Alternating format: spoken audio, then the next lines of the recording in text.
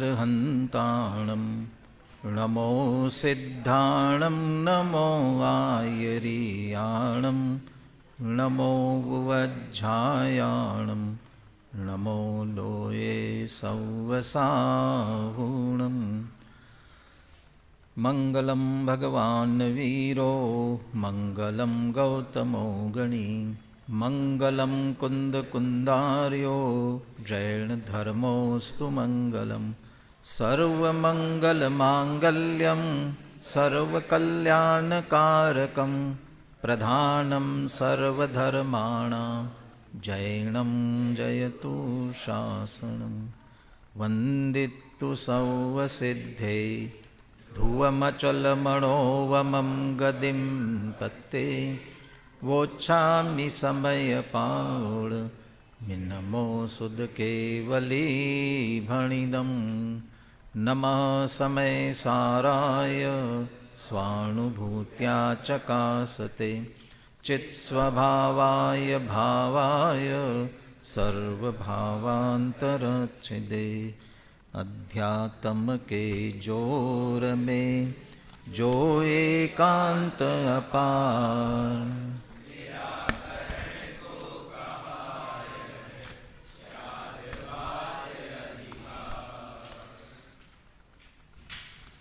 समय सार परमागम का आचार्य अमृतचंद्र कृत यह आत्मख्याति टीका, इसका स्याद्वाद अधिकार, यद्यपि स्याद्वाद संबंधी चर्चा पूर्ण हो गई है, परंतु जो चर्चा प्रारंभ की थी उसी में से फिर प्रश्न उठा करके कुछ विशेष बात आचार्य अमृतचंद्र देव कहना चाहते हैं। अर्थात शक्तियों की 47 शक्तियों की चर्चा अब यहाँ अपन प्रारंभ करेंगे। कल उपसंहार करते हुए अमृतचंद्र आचार्य ने ये कहा कि जब हमने मूल ग्रंथ में और उसकी टीका में आत्मा को ज्ञान मात्र कहा, पुनः पुनः प्रयोजनवश कहा था। वक्तुर अभिप्राय नया होता है और वक्तुर अभिप्राय नया है तो फिर ज्ञातु अभिप्राय और श्रोतु अभिप्राय भी होना चाहिए, परंतु वो वक्ता के अभिप्राय को सही न समझ करके श्रोता ने कहीं अन्यथा ग्रहण कर लिया हो और एकांत होने की संभावना हो तो उस ज्ञान मात्र आत्मा के अनेकांत पने की सिद्धि स्याद्वाद से, तर्क युक्ति से यहाँ की है। यदि एक पक्ष ग्रहण कर लिया जाए तो क्या आपत्ति आ सकती है, उसका भी बराबर निराकरण किया। तो अंत में ये कहा कि जब हमने इस तरह समझा दिया तो वह ज्ञान मात्र आत्मा व्यवस्थित हुआ, सिद्ध हुआ, प्रसिद्ध हुआ। कहाँ प्रसिद्ध हुआ? वह अज्ञानियों के ज्ञान में। और जब अज्ञानियों के ज्ञान में प्रसिद्ध हुआ तो सहज ही उनके अनुभव में उतरा, उनको उसका अनुभव हुआ। और जब अनुभव हुआ तब ये बात अच्छी तरह से ख्याल में आई कि जिनेंद्र भगवान का ये जो शासन है ये निश्चित रूप से अलंघ्य है। इसके द्वारा कहा गया वस्तु स्वरूप वही यथार्थ है और इसलिए वह शासन भी स्वयं स्थापित हुआ।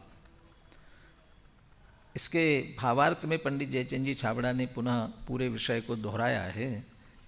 वो भावार्थ पढ़ कर के फिर अपन आज की चर्चा प्रारंभ करते हैं। अनुशीलन में 295 पेज पर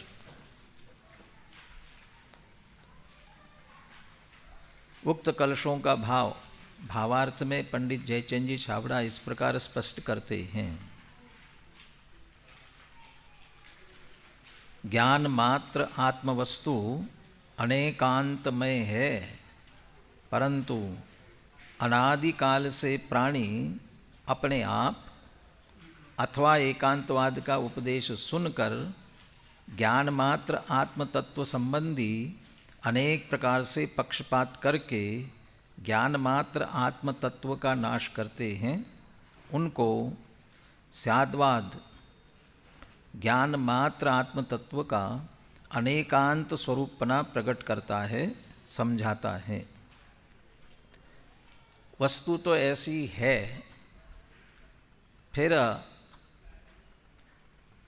विपरीतता कहाँ आई, क्यों आई, कैसे आई, जैसा वो कारण दिया ना, एकांतवाद का उपदेश सुनकर एक बात, और दूसरा अनेक प्रकार से पक्षपात करके, अब वो उसमें से एकांतता ग्रहण कर ली, विपरीतता ग्रहण कर ली, ये कारण दिया। कल जैसे क्षणभंगुरता मानने पर क्या दोष आता है, इसके लिए समंतभद्र आचार्य का उद्धरण दिया था युक्त अनुशासन का। वैसे ही ये विपरीतता क्यों हो रही है, उसी युक्त अनुशासन के प्रारंभ में इसका भी कारण दिया। प्रसिद्ध श्लोक है, अनेकों बार सुना भी होगा। कालो कलिर्वा कलुषाशयो वा श्रोतु प्रवक्तु वचनानयो वा त्वत्शासनेकाधिपतित्व शक्ते प्रभुत्व अपवाद हेतु। यानी वो कह रहे कि तत्शासन एकाधिपतित्व शक्ति, आपके शासन के एकाधिपतित्व की शक्ति है। इसका अर्थ वह सारे जगत पर एक छत्र राज्य करे, और ऐसी होते हुए भी उसके प्रभुत्व के अपवाद का हेतु क्या बना, क्यों बना, क्यों नहीं हो रहा है। जब वस्तु स्वरूप ऐसा है और ऐसे वस्तु स्वरूप को कहने वाला शासन है, अलंग शक्ति, जब इतना अलंग शासन है तो फिर उसका एकाधिपतित्व क्यों नहीं हो पा रहा है। तो 3 कारण दिए। सबसे पहले तो कहा कालो कलिर्वा, क्या हो, कली काल आया है और धीरे धीरे क्या होने वाला है, काल के ह्रास के साथ ये अवसर्पिणी काल है ना, तो ये घटते घटते घटते छठे काल की तरफ जाने वाला है, तो नष्ट तो होने ही वाला है, तो हीनता हो सकती है। कालो कलिर्वा। और फिर दूसरे 2 हेतु और दिए। कालो कलिर्वा कलुषाशयो वा श्रोतु प्रवक्तु वचनानयो वा। श्रोता का कलुषित आशय, तो कलुषित आशय में एक तो मोह की अधिकता है, जैसे टोडरमल जी मोह की महिमा कहते हैं।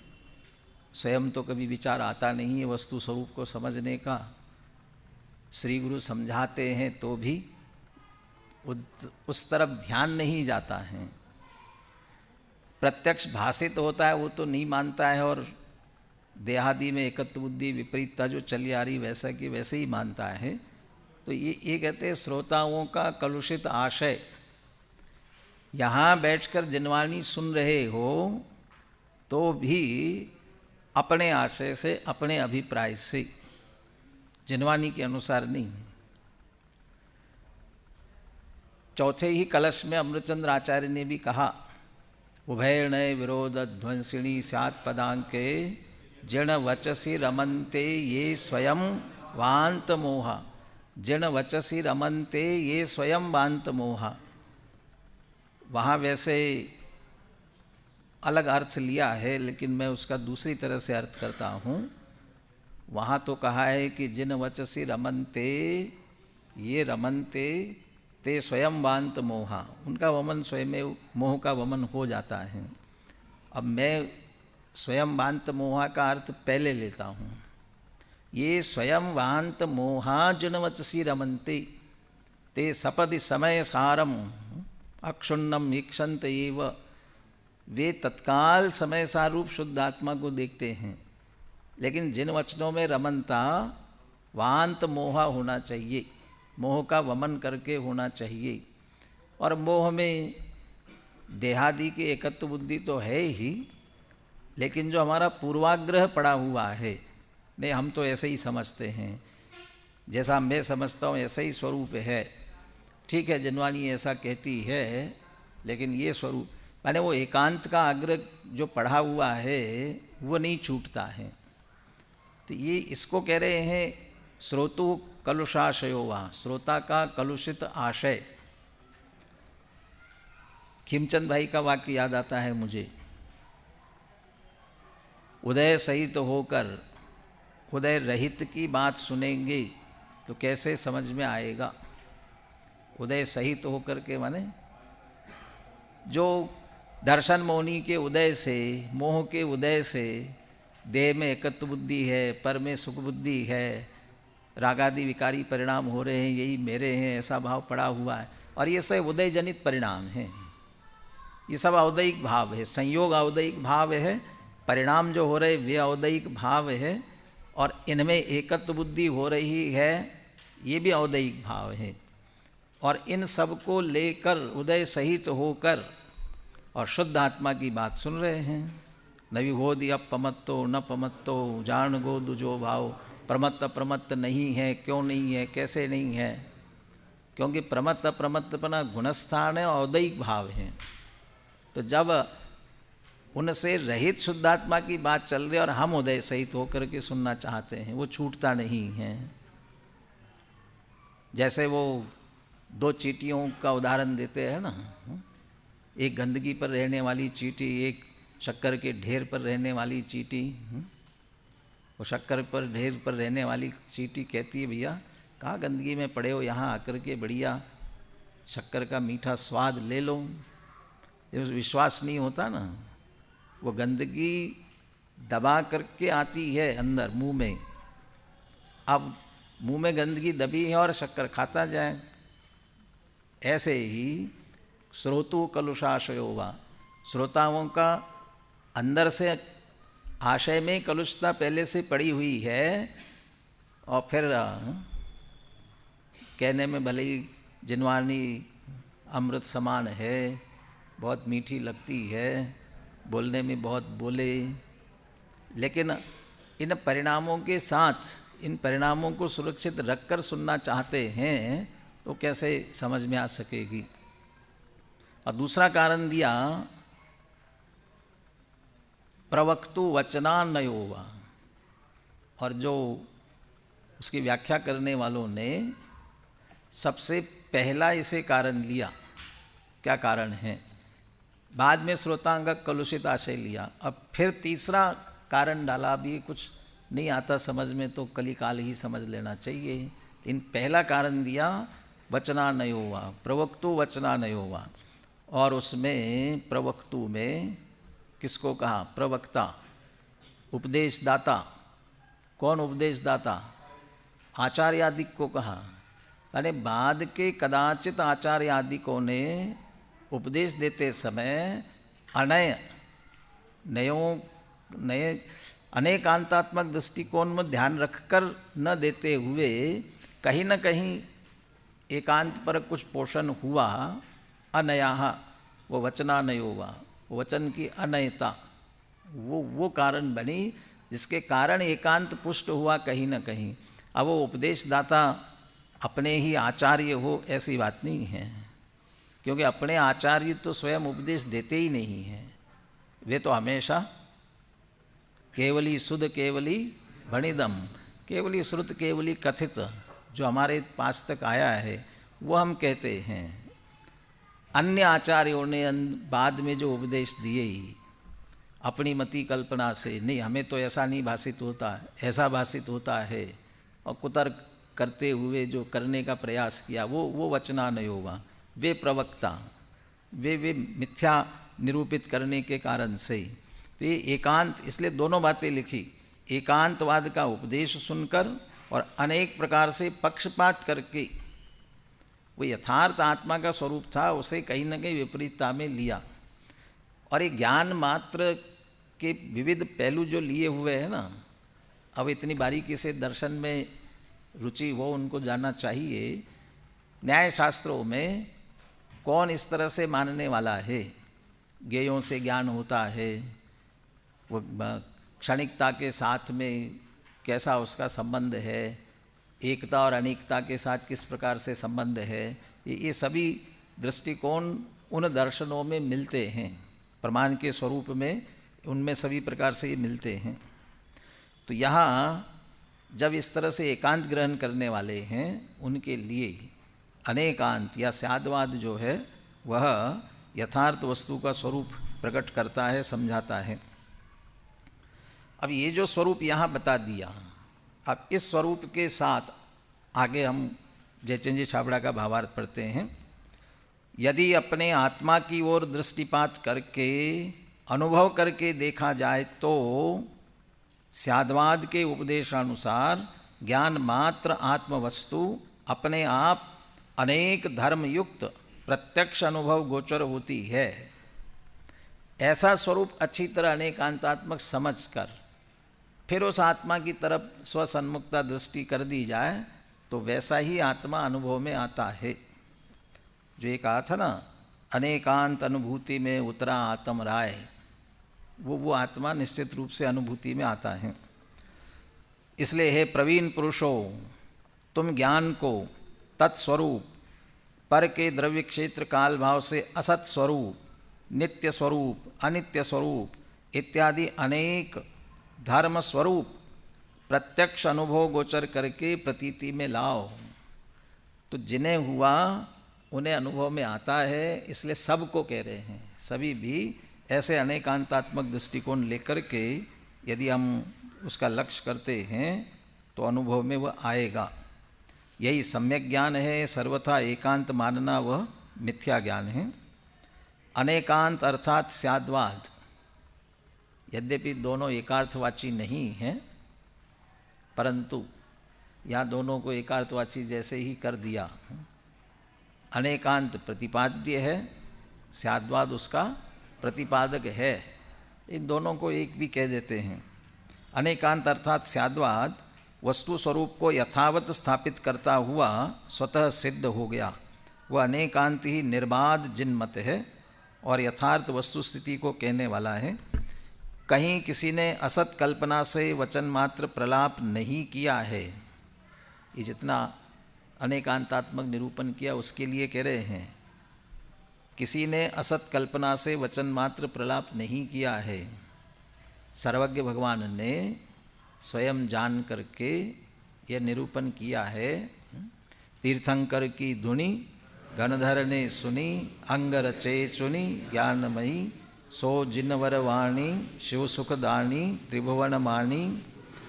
तो वहाँ से चली हुई आ रही है ना, इसलिए किसी का व्यर्थ प्रलाप नहीं समझना चाहिए। इसलिए हे निपुण पुरुषों, भली भांति विचार करके प्रत्यक्ष अनुमान प्रमाण से अनुभव कर देखो। इस वाक्य पर भी थोड़ा ध्यान दो, क्या लिख रहे इस वाक्य में। पहले भी प्रेरणा दी है, प्रवीण पुरुषों अनेकांतात्मक वस्तु को देखो, निर्णय करो। अनेकांत जैसा कहता है वो यथार्थ है। अब उसका पुनः अनुभव करने की बात कहते हैं, लेकिन कैसा अनुभव करना है, प्रत्यक्ष की परोक्ष, कैसा अनुभव करना, प्रत्यक्ष करना कि परोक्ष करना। प्रत्यक्ष अनुभव करो, तो प्रत्यक्ष अनुभव करो तो किससे करो। हे निपुण पुरुषों, भली भांति विचार करके प्रत्यक्ष अनुमान प्रमाण से अनुभव करके देखो। किससे अनुभव करो, अनुमान प्रमाण से। तो अनुमान प्रमाण से करेंगे, प्रत्यक्ष होगा कि परोक्ष होगा। तो अनुमान प्रमाण ही परोक्ष है, तो फिर प्रत्यक्ष कैसे कह रहे हैं। अनुमान प्रमाण से निर्णय करो, और निर्णय करने के बाद ऐसा ही स्वयं को भासित होता ही कि नहीं, इसका विचार करो। और जब अंदर में ऐसा ही भासित होने लग जाए तो वो जो हमें अनुभव होगा वो प्रत्यक्ष होगा। लेकिन हमारे पास प्रत्यक्ष ज्ञान ही नहीं है। मति श्रुत दो ये परोक्ष अक्ष मनते उपजाई। मति श्रुत ज्ञान परोक्ष ही तो है, तो उससे प्रत्यक्ष कैसे होगा? कि वह आत्मा प्रत्यक्ष वास्तव में तो नहीं होता, लेकिन ऐसा ही मैं हूँ ऐसा संवेदन संचेतन होता है, वह स्वसंवेदन प्रत्यक्ष कहलाता है।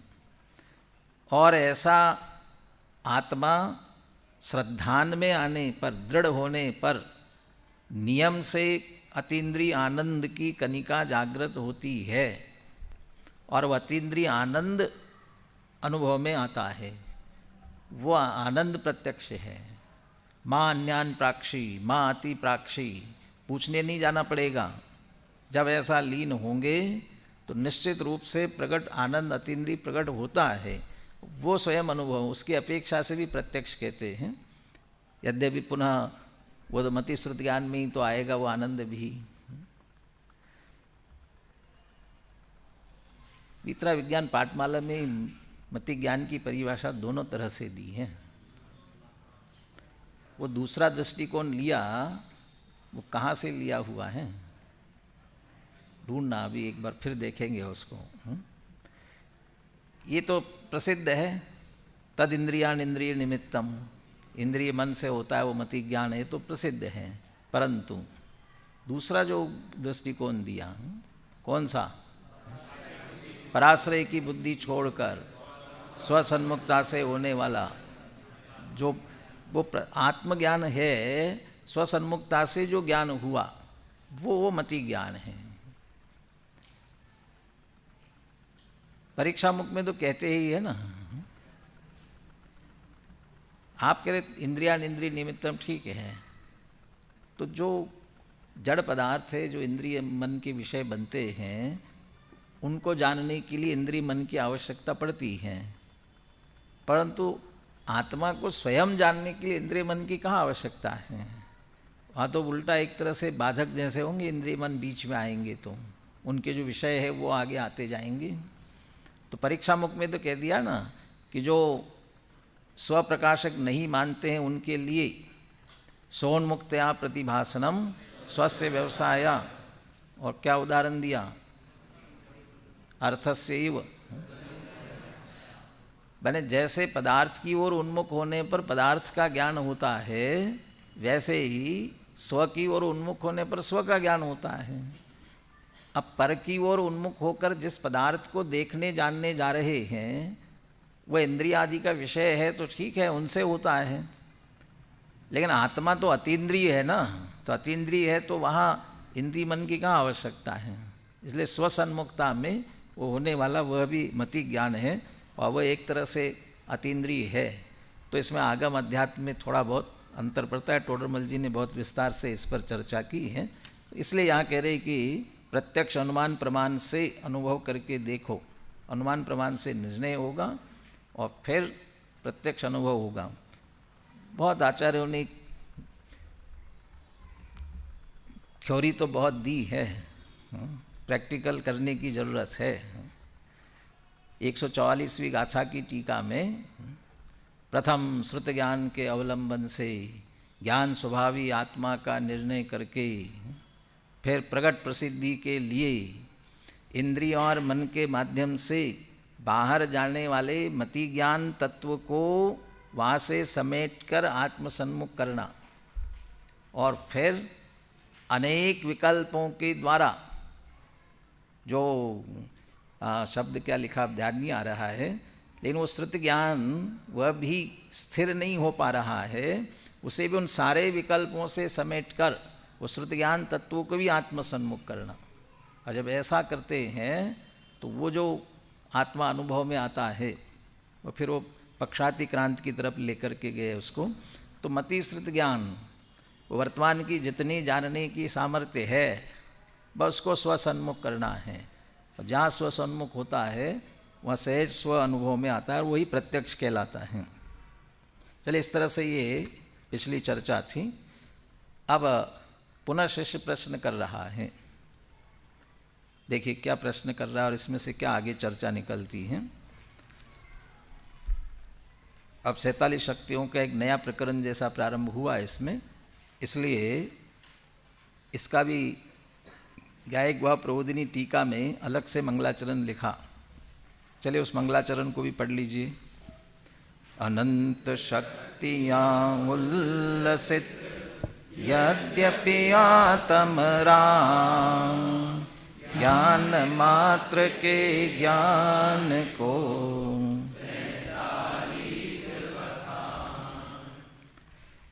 यद्यपि आत्मराम में कितनी शक्तियाँ उलसती है, उछलती है, अनंत शक्तियाँ उल्लसित, ज्ञान मात्र के ज्ञान को 47 बखान।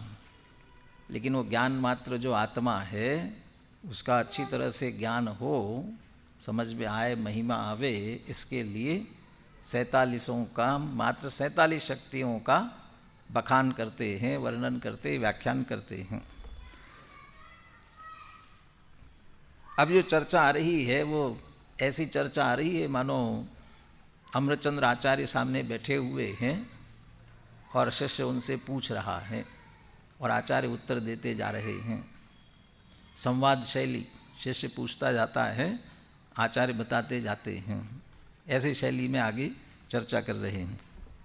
ननु अनेकांतमयस्यापि किमर्थम अत्र आत्मनः ज्ञान मात्रतया व्यपदेशः। पहले आपने ज्ञान मात्र कहा, फिर उसको आपने अनेकांतात्मक सिद्ध किया। तो कह रहे जब वो अनेकांत स्वरूप है तो फिर पूरे ग्रंथ में पहले ज्ञान मात्र ऐसा क्यों कहा? तो अनेकांत में था तो अनेकांत में ही कहना चाहिए था ना। तो ज्ञान मात्र कहना ये तो ठीक नहीं लगता है। ननु अनेकांतमयस्यापि आत्मनः, ये आत्मा जब अनेकांतमय है, अनंत धर्मात्मक है, तब भी किमर्थम अत्र ज्ञान मात्रतया व्यपदेशः। अत्र माने कहा, इस ग्रंथ में, समयसार ग्रंथ में, आत्मा ज्ञानम स्वयं ज्ञानम ज्ञानादन्यत् करोति किम, बस ज्ञान मात्र है, ज्ञान मात्र है, ऐसा अत्र इस अर्थात इस ग्रंथ में ऐसा उपदेश क्यों दिया, व्यपदेश कथन क्यों किया, ऐसा ही क्यों कहा गया है? अब आचार्य अमृतचंद्र आचार्य से पूछा जा रहा है। वो बहुत अधिक उलझते नहीं है ना, संक्षेप में उत्तर दे देते हैं। और संक्षेप में उत्तर इसलिए भी देते हैं कि जो संक्षिप्त रुचि वाला शिष्य है वो तत्काल समझ जाए तो उसका तो कार्य हो जाए, अन्यथा लंबा उत्तर देने में वो जो समझ सकता है वो भी बेचारा उलझ कर रह जाए। तो संक्षेप में उत्तर देते हैं। लक्षण प्रसिद्ध्या लक्ष्य प्रसिद्ध्यर्थम, ये प्रसिद्ध्या जो है ना, ध आधा वो होना चाहिए, या प्रसिद्ध्या विद्यालय जैसा प्रसिद्ध्या, लक्षण प्रसिद्ध्या लक्ष्य प्रसिद्ध्यर्थम। ज्ञान मात्र क्यों कहा जा रहा है? कि लक्षण की प्रसिद्धि के द्वारा लक्ष्य की प्रसिद्धि कराने के लिए। तो लक्षण प्रसिद्धि के द्वारा, तो लक्षण प्रसिद्धि से लक्ष्य प्रसिद्धि कैसे हो रही? यहाँ पर जो आप उसे ज्ञान मात्र कह रहे हैं, आत्मनो ही ज्ञानम लक्षणम तद असाधारण गुणत्वात् तेन ज्ञान प्रसिद्ध्या तल्लक्ष्यस्य आत्मनः प्रसिद्धि ही। लक्षण की प्रसिद्धि से लक्ष्य की प्रसिद्धि कैसे हो रही है? यहाँ जो ज्ञान मात्र कहा गया है वह ज्ञान आत्मनो ही ज्ञानम लक्षणम। आत्मा का लक्षण क्या है? ज्ञान है कि उपयोग है? उपयोग है कि चैतन्यपना है? ज्ञान है कि ज्ञान दर्शन है? कौन सा है? सबका तात्पर्य वही है, चाहे चेतना कहो, चाहे उपयोग कहो, चाहे ज्ञान दर्शन कहो और चाहे ज्ञान कहो। ऐसे कैसे एक ही होता है सब? भाव सबका एक ही है। यहाँ ज्ञान को मुख्य करके इसलिए कह रहे हैं क्योंकि ज्ञान मात्र कहा जा रहा है बार बार, इसलिए ज्ञान की बात करके कर रहे हैं। दूसरा, वो जो उपयोग है ना, वो जो चैतन्यपना है ना, वह उपयोग का चैतन्यपने का कार्य जानना है, प्रतिभास है। और वह प्रतिभास या जानना दो प्रकार का है, सामान्य जानना और विशेष जानना। वह सामान्य जानना वह दर्शन कहलाता है, वह दर्शन चेतना है, वह दर्शनोपयोग है। और विशेष जानना, विकल्प पूर्वक जानना, व्यवसाय निर्णय पूर्वक जानना, ये ज्ञान कहलाता है। तो वो ज्ञान है, लेकिन दोनों में जानना है, दोनों में एक तरह से ज्ञानपना है। परंतु जानना तो कहा, लेकिन एक को दर्शन कहा और एक को ज्ञान कहा।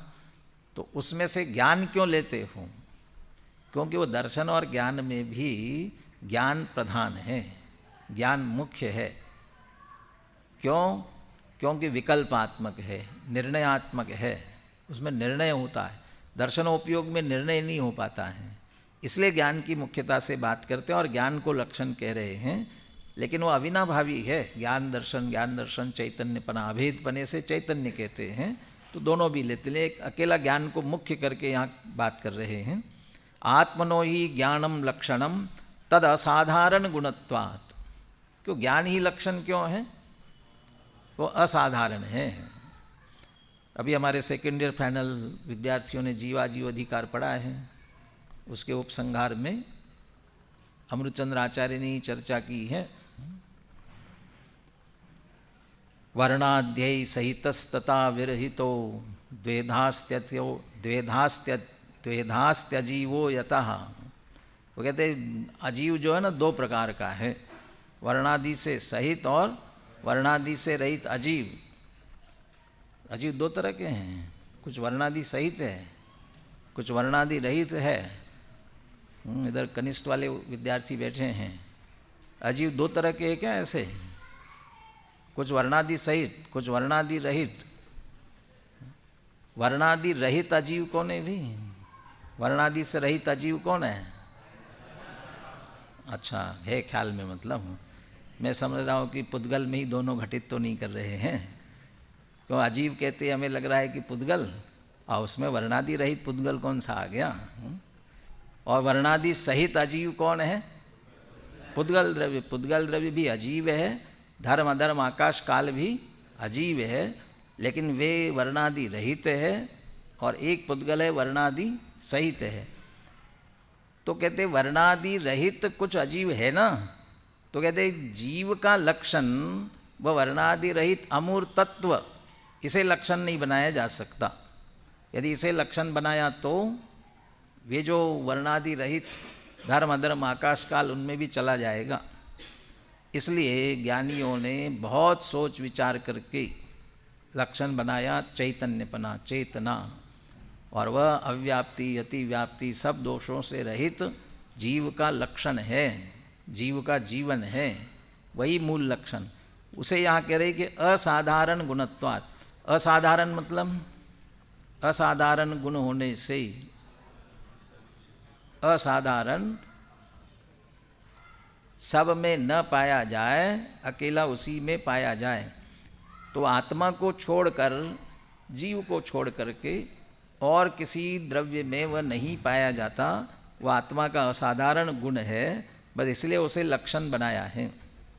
और ये जो आत्मा का लक्षण है, तेन ज्ञान प्रसिद्ध्या, जब वो ज्ञान लक्षण है ना, वह प्रसिद्ध हो जाए, तल लक्ष्यस्य आत्मना प्रसिद्धि। तो लक्षण प्रसिद्ध होगा तो उसका लक्ष्य जो आत्मा है, उस लक्षण से लक्षित आत्मा है, वह प्रसिद्ध हो सकेगा। तो ज्ञान मात्र कहने के पीछे आत्मा की प्रसिद्धि ही है। उस अनेकांत में आत्मा की ही प्रसिद्धि है अनेकांत में। फिर ज्ञान मात्र क्यों कहते हो? क्योंकि लक्षण है, और लक्षण से लक्ष्य की प्रसिद्धि होती है। लक्षण से लक्ष्य की प्रसिद्धि होती बराबर। जो लक्षण से लक्ष्य की प्रसिद्धि भी करेंगे तो जो लक्षण वही तो प्रसिद्ध होगा ना, लक्ष्य कैसे प्रसिद्ध होगा? वो आगे अभी चर्चा करने वाले हैं।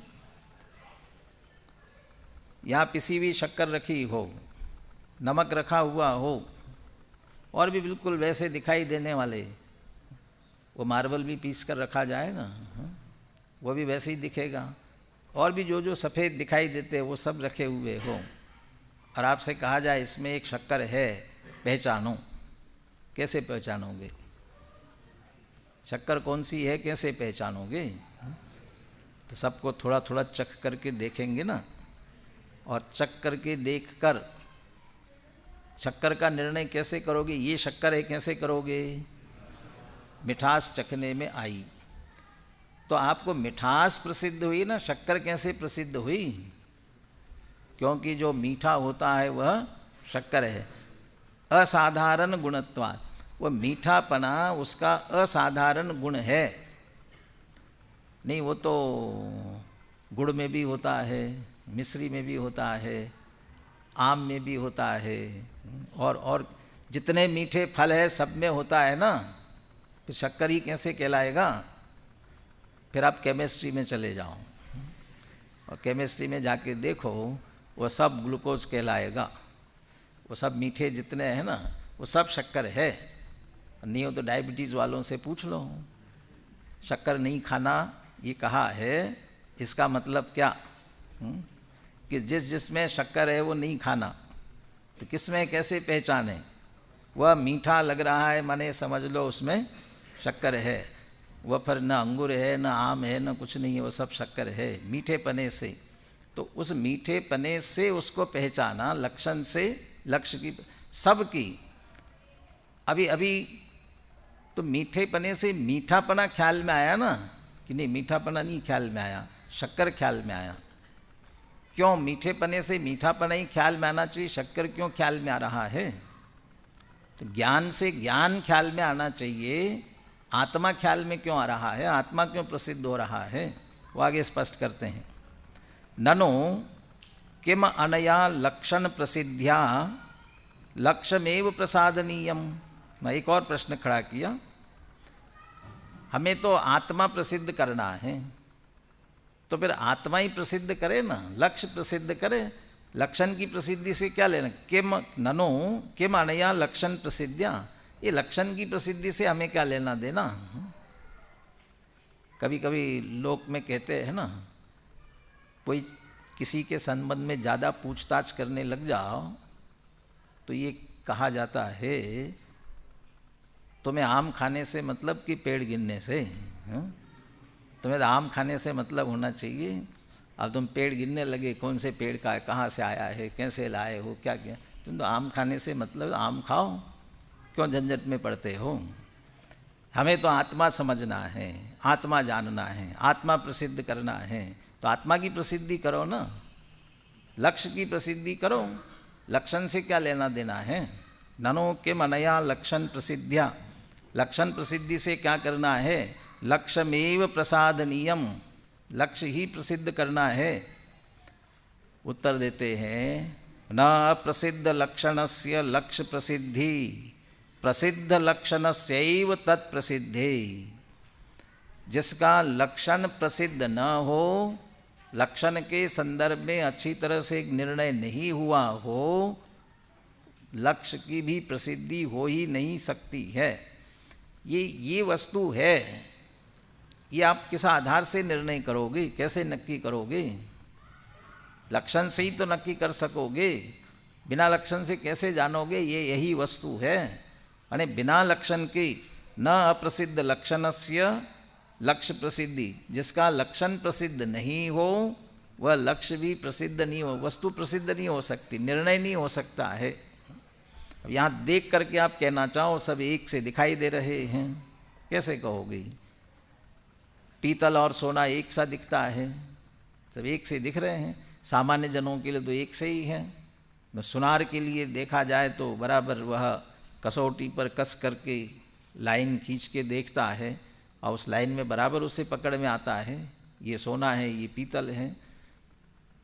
उस लक्षण से ही वह प्रसिद्ध होगा। बिना लक्षण के जानना चाहे तो सबको ही सोना समझे, जो भी पीला दिखता है वो सबको सोना समझ लेगा, जो पीला दिखे वो सब सोना है, तो ऐसा तो नहीं हो सकता है। जो चमकता है वो सब रत्न होगा, हीरा होगा, ऐसा तो नहीं हो सकता। हीरे की परख जो लक्षण है उसी से होगी। तो लक्षण प्रसिद्ध न हो तो लक्ष्य की प्रसिद्धि नहीं होती है। प्रसिद्ध लक्षण सैव तत्प्रसिद्धे, लक्षण प्रसिद्ध हो तो ही लक्ष्य की प्रसिद्धि हो सकती है।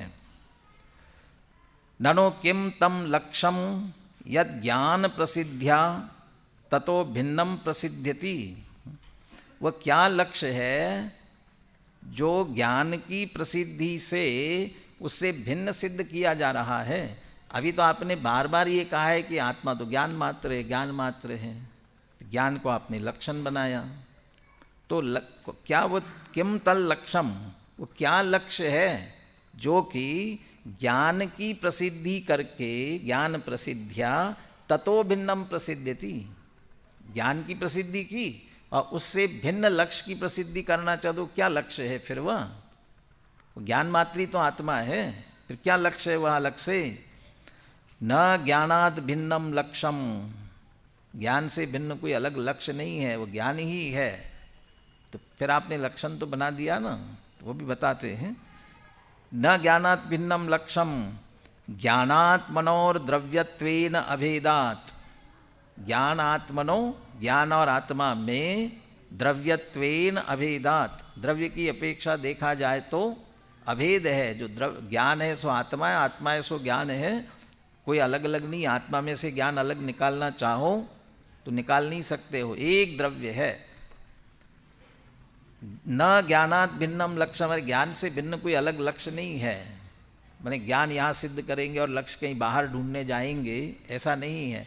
ज्ञान और आत्मा में अभेदपना है द्रव्य की अपेक्षा। द्रव्य की दृष्टि से देखा जाए तो एक ही है, कोई अलग अलग नहीं है। तरही किम कृतो लक्ष्य लक्षण विभाग, तो जब दोनों में भेद नहीं, अभेद एक ही है, तो फिर लक्ष्य लक्षण का विभाग ही आपने क्यों कर दिया? एक ही है, भिन्नता तो दोनों में नहीं है।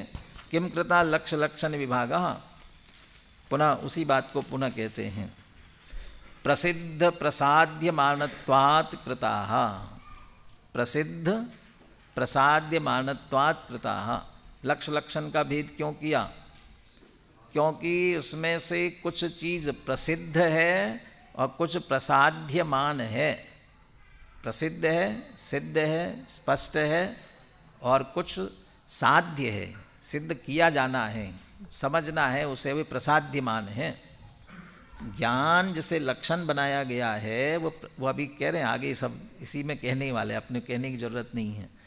प्रसिद्ध प्रसाद्यमानत्वात्, क्या भेद किया कि इसमें से एक प्रसिद्ध है और एक प्रसाद्यमान है। क्या प्रसिद्ध है, क्या प्रसाद्यमान है?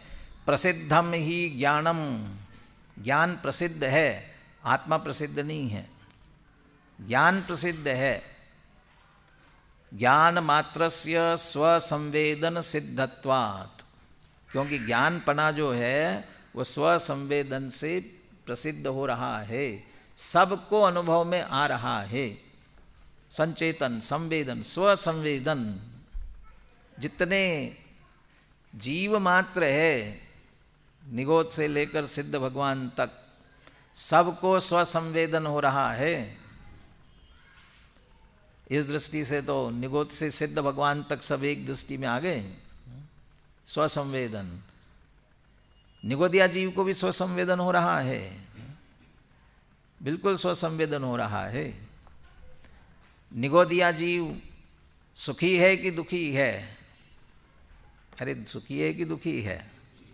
दुखी है। एक श्वास में 8-10 बार जन्म्यो मर्यो भर्यो दुख भार, भारी दुख उठा रहा है। वह दुख हो रहा है, इस दुख का संचेतन उसे है कि नहीं है, संवेदन उसे है कि नहीं है?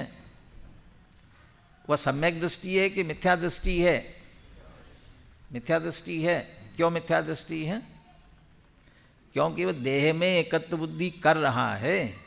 ये देह मैं हूँ ऐसा मान रहा है, उसकी मान्यता में पड़ा हुआ है, यानी उसका जानना मानना ये सब चल रहा है। दुख का संचेतन, दुख का वेदन, ये बराबर चल रहा है।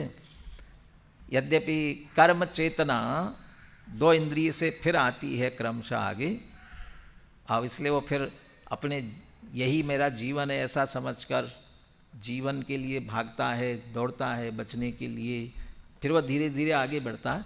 लेकिन उनमें भी जीवनी शक्ति है, उन एकेंद्रियों में, स्थावर में, सीधे निगोदिया में नहीं जाए तो भी एकेंद्रिय में भी है ना, पेड़ पौधे ये सिद्ध करते हैं ना।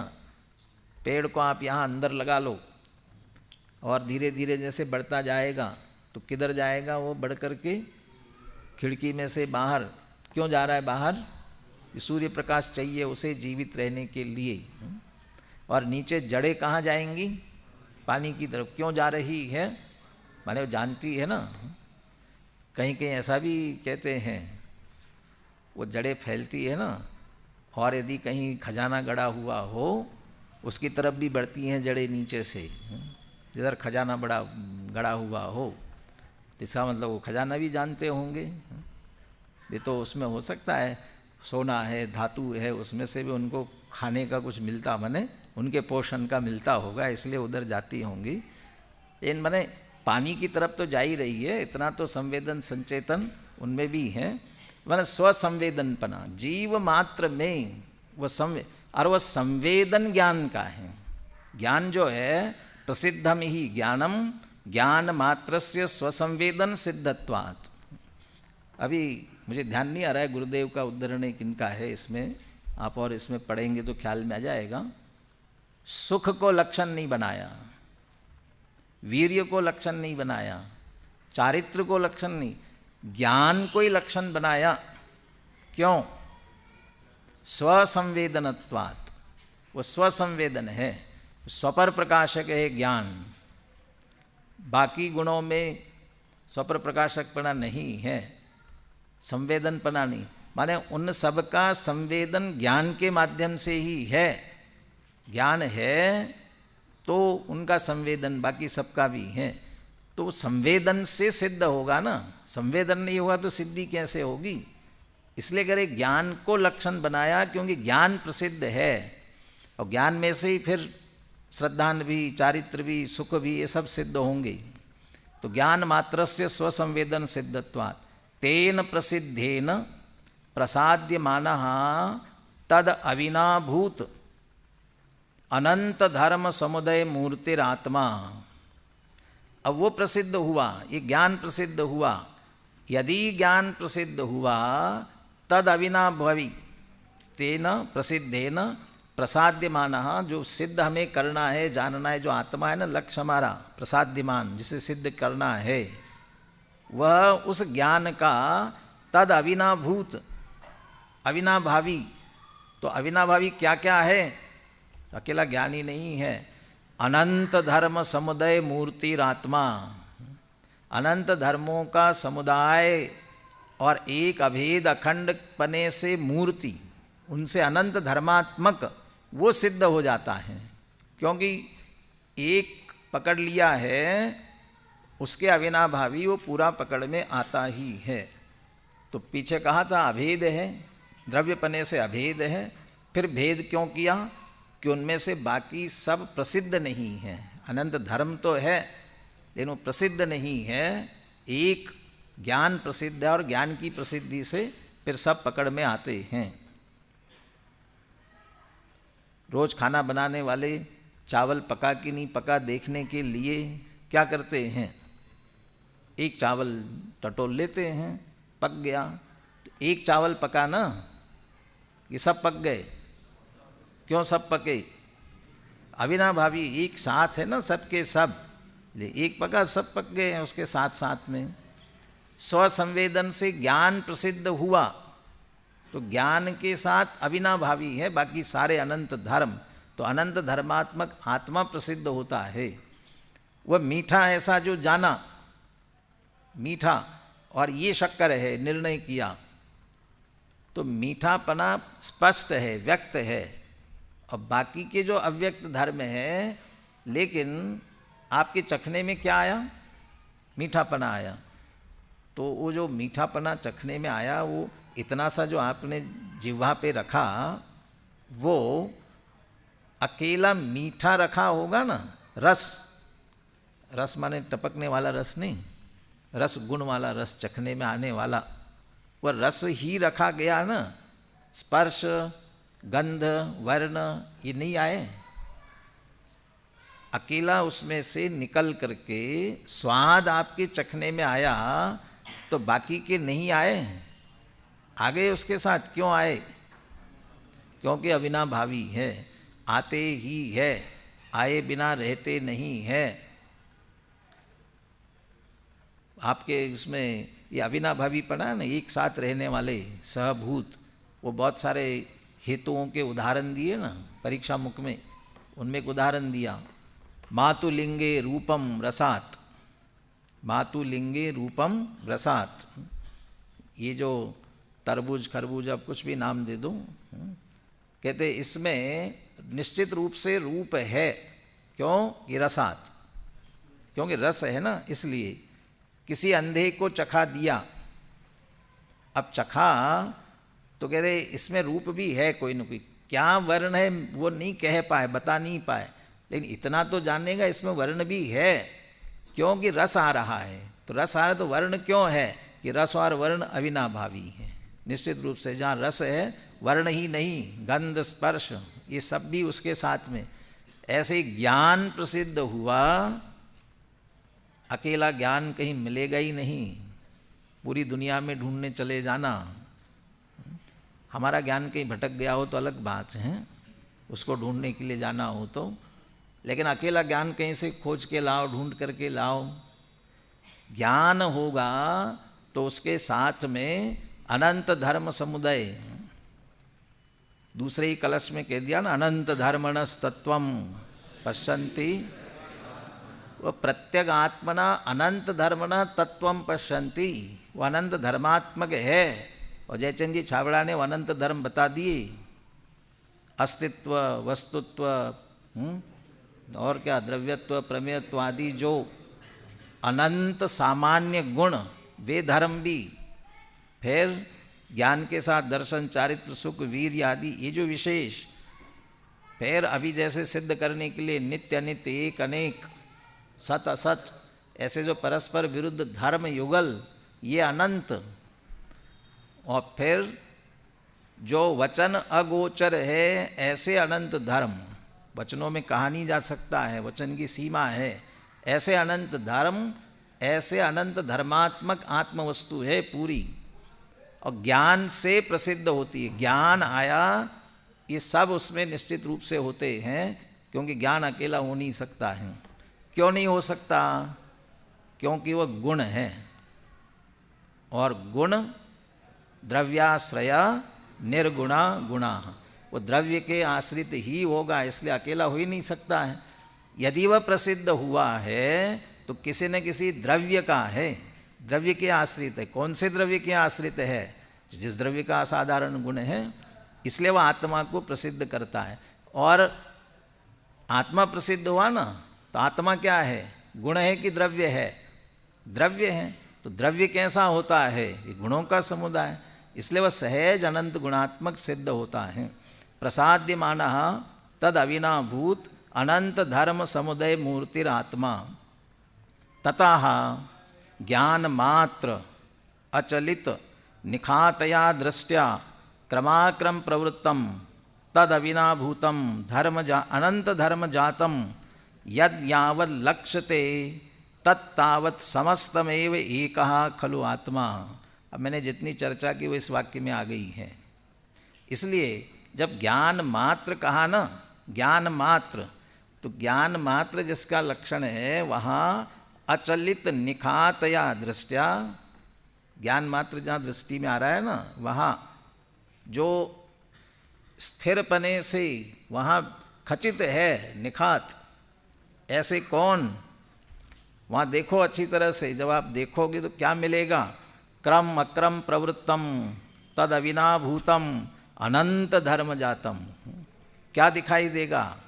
वहीं क्रम से प्रवृत्त होने वाले अक्रम से, तो क्रम से होने वाली पर्याय और अक्रम से होने वाले गुण, ये सब उस ज्ञान के साथ जो अविनाभूत है, ऐसे अनंत धर्मों का समूह, अनंत धर्म जातम यत यावत लक्ष्यते, वो जो लक्ष्य में आएगा, तत्तावत समस्तमेव एकः खलु आत्मा, उन सब अनंत धर्मों के समुदाय रूप जो है वो एक आत्मा है।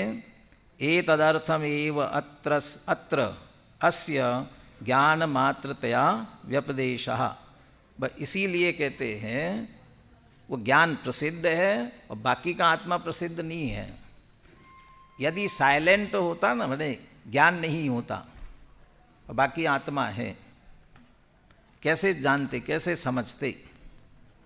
तो उसको समझने का साधन ज्ञान से, हर एक का लक्षण प्रसिद्ध होता है तो प्रसिद्धि में आता है।